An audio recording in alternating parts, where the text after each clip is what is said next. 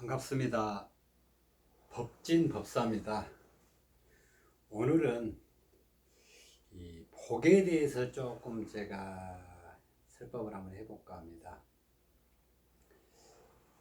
저는 이런 말을 합니다. 짝대기 하나가 도와줘도 도와주는 기운이 있어야 살아가는 게 잘 되지, 그렇지 않고는 근심 걱정이 떠날 날이 없다, 이렇게 말을 합니다. 이 복이라는 것이 도대체 누가 줄까? 이렇게 보면 교회 다니신 분들은 하느님이 준다고 말을 합니다.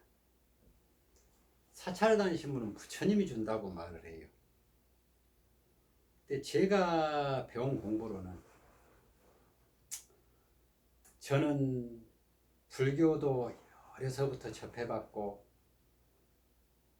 박수생활도 해봤고 염지관일 수도 없는 걸 하면서 안 보이는 세계를 나름대로 많이 봤습니다. 제가 이 미래 예치학이라 그러죠.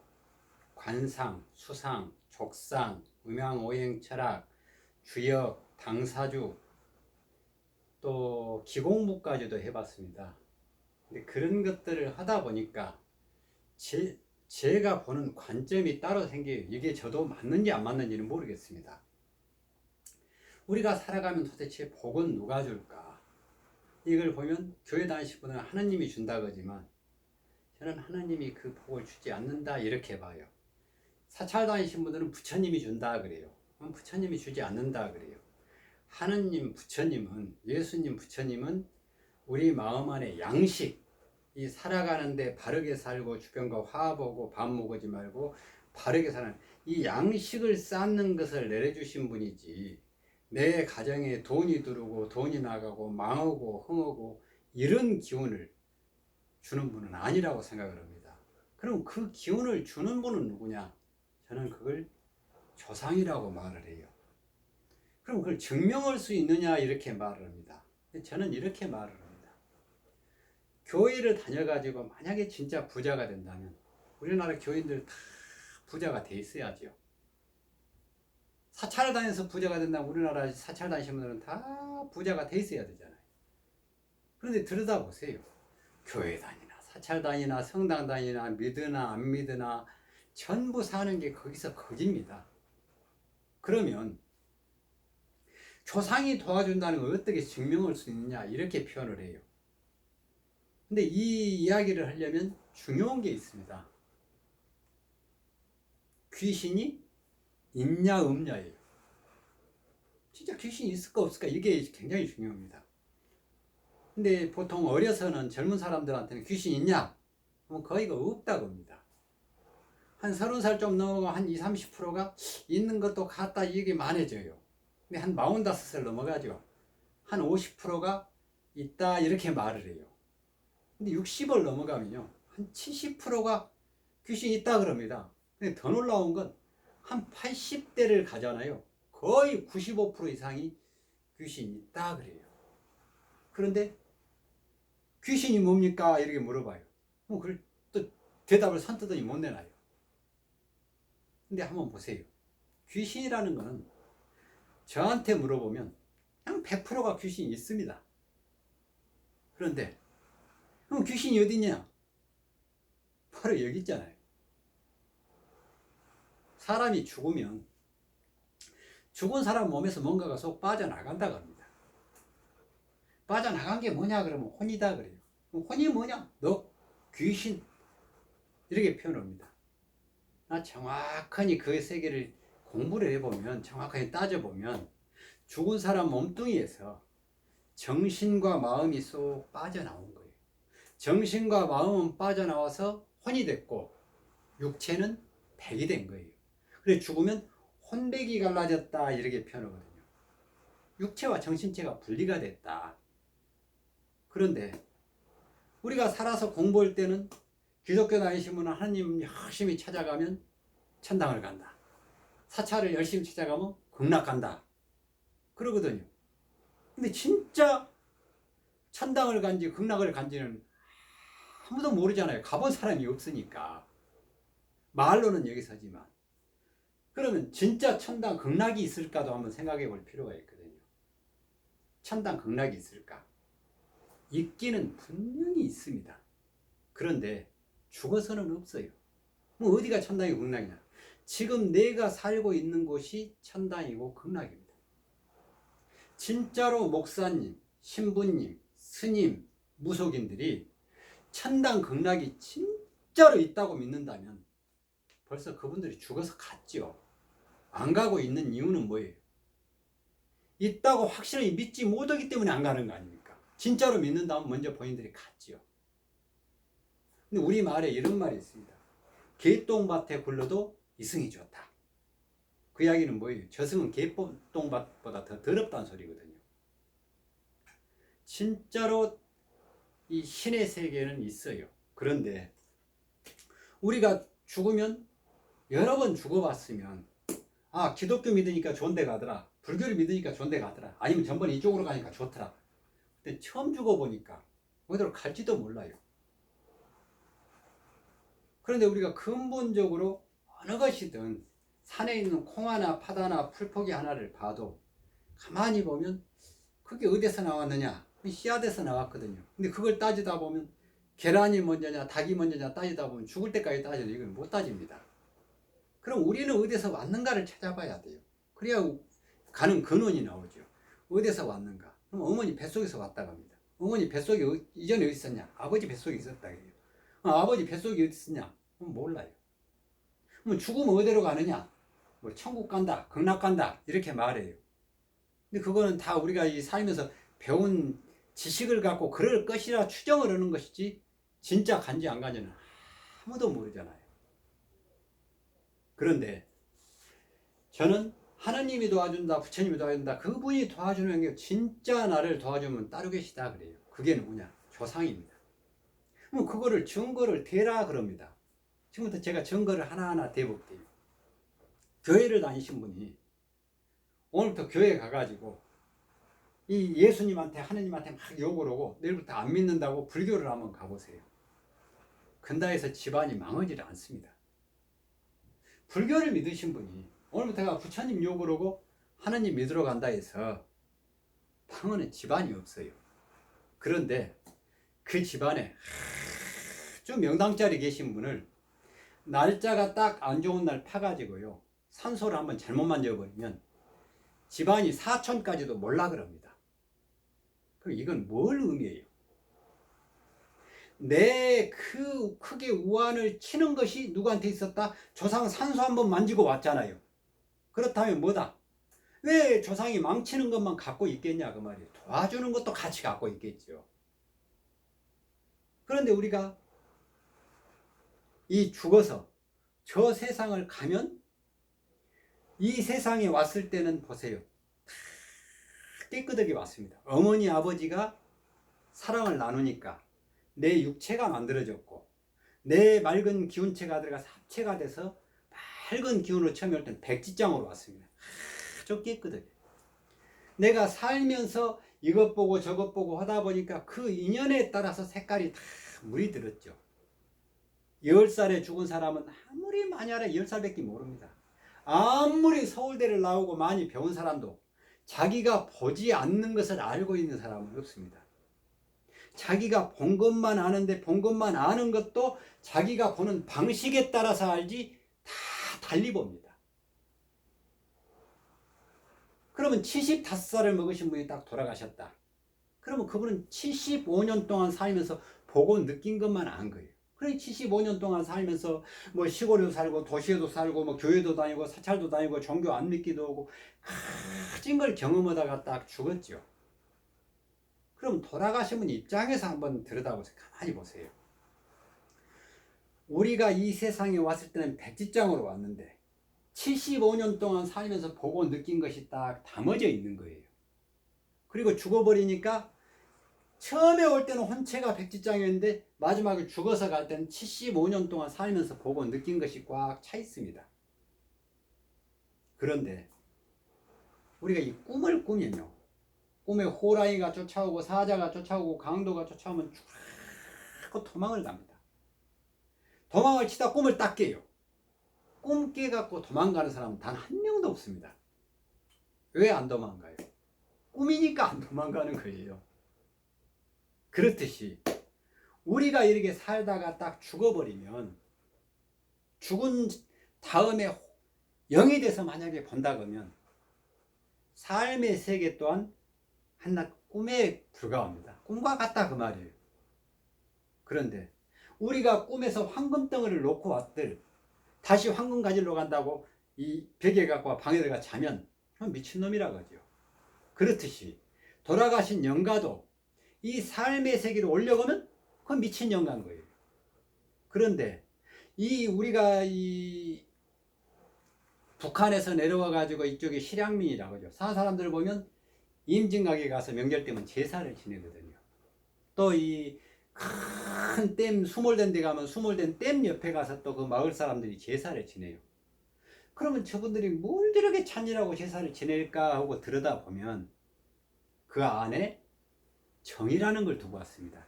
그 정 때문에 지내는 거예요. 그렇듯이 우리도 살다가 갑자기 딱 죽어버리면 실질적으로는 할 수 있는 게 없습니다. 살아있을 때는, 이 몸뚱이가 있을 때는 먹기도 오고 욕도 오고 싸우기도 오고 만들기도 오고 멋도 내고 돌아다니기도 했는데, 몸뚱이가 없는 세계가 뭘 할 수 있어요? 몸뚱이가 없는 세계에 가다 보니까 다시 이 몸뚱이가 그리워지는 거예요. 몸뚱이가 그리워지다 보니까 묘를 써놓으면 그 유골에 가서 쉬는 거예요. 아직도 미련이 남아갖고 낙골당에 모셔놓으면 그 낙골당에 모시는 거예요. 우리나라 산소 한번 가보세요. 저는 수도 없는 영을 보고 살았거든요. 근데 이 귀신들을 만나보면 전부 이 삶의 세계를 올려갑니다. 더 좋은 세계가 있다면 그리 가려고 해야 되잖아요. 여기를 올려간다는 뜻은 뭐예요? 여기가 더 좋다는 소리예요. 그래 우리가 살고 있는 자리가 극락이고 천국입니다.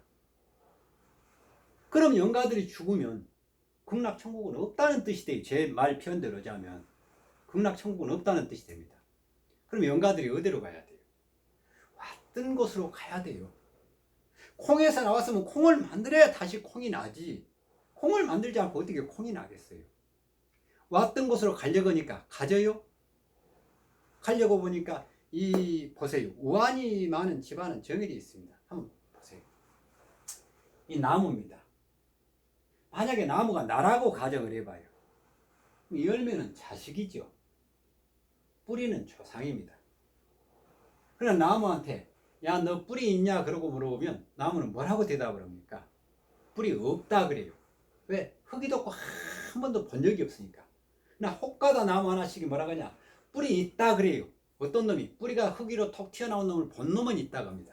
그러니까 저 같은 사람은 이 영을 봤으니까 있다고 하고 안 보신 분은 못 봤으니까 없다고 하는 거예요. 근데 재밌는 분이 있어요. 한 번도 안 봐놓고 있다고 얘기하신 분이 있어요. 어떤 분이냐? 내가 살다 보니까 뭔가가 내 인생을 조종하고 있는 것 같다. 그러신 분이 있다게요. 그러나 한번 잘 보세요. 이 나무 뿌리가 썩으면요, 나무는 시듭니다. 나무가 시들면 열매가 쭉쟁이가 열려요. 쭉쟁이가 열리면 낙화가 떨어집니다.